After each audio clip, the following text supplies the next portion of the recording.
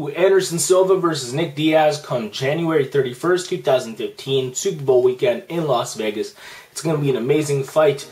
I assume you guys already know that this news is going down come January 31st next year if you did click on this video. And yes, I am back here to talk about it. The world of MMA has been kind of stale for me, and this right here got me really interested enough to make a video again. Now the thing is that it's a fight that everyone wants to see. Let's not kid ourselves. Nick Diaz versus Anderson Silva. If you were to put that on the table and say no to that, I think you'd be kind of crazy. Anderson Silva, what does he bring to the table? Of course, his high level of kickboxing. His Muay Thai is unreal when his leg kicks aren't getting checked the way they did against Chris Weidman in that last fight.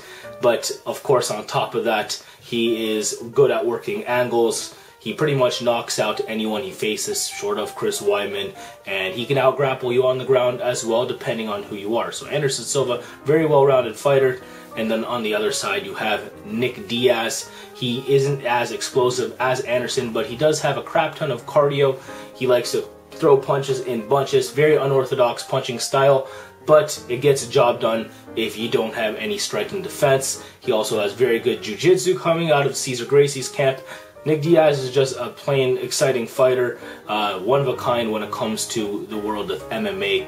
I'm not going to not watch a Nick Diaz fight. And this one is going to be one that I've been clamoring for myself. You know, why not make this super fight happen? Both of these guys still deserve a spot in MMA, but I don't think that they deserve title contention of any kind whatsoever. Anderson had his two chances to show that he was better than Chris Weidman, and then of course Nick Diaz, he was getting laid prayed by George St. Pierre, and let's be real, same thing could happen if Johnny Hendricks chose to fight like that against him.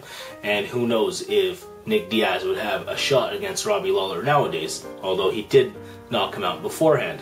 So, you know what, why not make a super fight right now? Because who else are you going to make these guys fight? I'm not sure if Nick Diaz wants to fight in a track meet against Carlos Condit, if you know what I mean. So, here we go, let's talk about this fight. Anderson Silva, he's going to bring that kickboxing like I said earlier about. If he doesn't gas, he's probably going to beat Nick Diaz because he's going to be able to work those angles from a distance. His reach is still longer than Diaz's, and Diaz has to get used to that. Of course, Diaz was fighting in a track meet versus Carlos Condit, and Carlos Condit wasn't not much lankier than Diaz, if not lankier at all, and he still struggled with that. So Anderson can really just stay on the distance, leg kicks, side kicks to the knees, whatever he wants to do, just jabs. He can do that for 5 rounds and perhaps fight more aggressively towards the end of round and try to finish Nick Diaz. That's what I think is likely is going to happen. If he fights in a brawl versus Nick, bad idea. I would give Nick's chin a little bit more credit just because he hasn't gotten that shook in a while, if you ask me. I know Nick Diaz hasn't fought in 2 years, but that being said, if Anderson Silva wants to fight in a brawl, I'd definitely have to give Nick Diaz the edge. That being said, Anderson Silva, all the balls are in his court here in this fight because he can control the fight with his speed, his angles, and just his kickboxing. He's just a world-class striker, and he can fight how he wants to against Nick Diaz. Nick Diaz really only has one style, and that's just moving forward and throwing punches, throwing taunts at you at the same time. If it winds up on the mat, I think that Anderson Silva could get back up, and I don't think Nick Diaz is going to thoroughly threaten Anderson himself. Both of them have tricky guards, so I see Anderson Silva getting back up to his feet or Nick Diaz scoring points from his back. Yes, I think the judges would give him some if that was the case. Who knows though? We'll see. I have Anderson Silva winning this fight by how? Probably a knockout. Yes, I'd probably pick Anderson by strikes. Not like a straight up knockout to Nick Diaz. That would be really hard to do, but I think the ref might stop that fight by strikes if Nick is just in the corner getting beat down. So, you know, who knows? We'll see. But the one thing I really want to touch on when it came to this fight is the fact that what does this do for MMA as far as furthermore boosting its popularity. We really haven't been seeing super fights as of late. I guess you could consider the up-and-coming Daniel Cormier versus John Jones fight a super fight, but I think that world of MMA kind of has been clamoring for it. Now, of course in MMA, other than, you know, when you consider to boxing, you typically do see the best guys go up against the best guys. And a lot of the fights that you want to see happen typically do happen. But when it comes to the mystique of making fights that are almost fantasy, having some guy at this weight class fight another guy at this weight class, we still don't see enough of that, I think.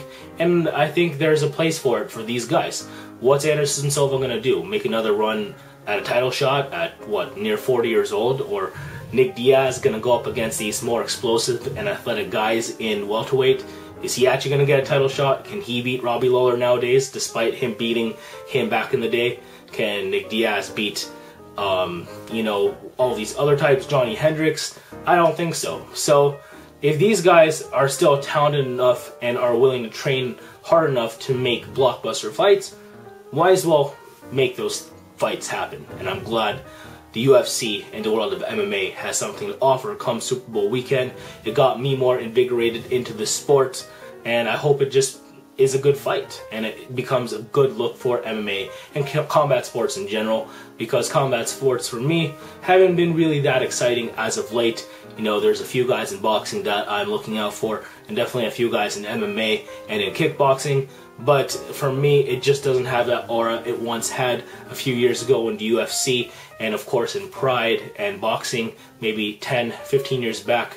So, you know what, I hope it just, you know, it becomes a little bit more legit again, for me at least. I don't know guys, maybe I'm crazy. If you guys want to tell me what you thought of my thoughts in this video, please tell me in the comment section below. I'm just, again, really excited for this. I really can't wait. If you guys can't wait either, then, you know, go out to your local bars and watch this one.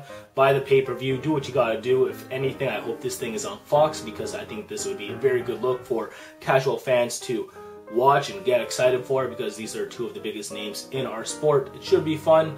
We'll see. You know, of course, there's going to be more developments for this fight come into the later months and whatnot. Where is this going to be fought? 180 or 185? Likely 185, I would think. We'll see. You know, who knows? Nick Diaz versus Anderson Silva, January 31st in Las Vegas, Super Bowl weekend. That's all I have to say. I'm Manny, Cascade Soldier, and hopefully I see you soon. Deuces for all my supporters, bruises for all my haters. Take care. Peace.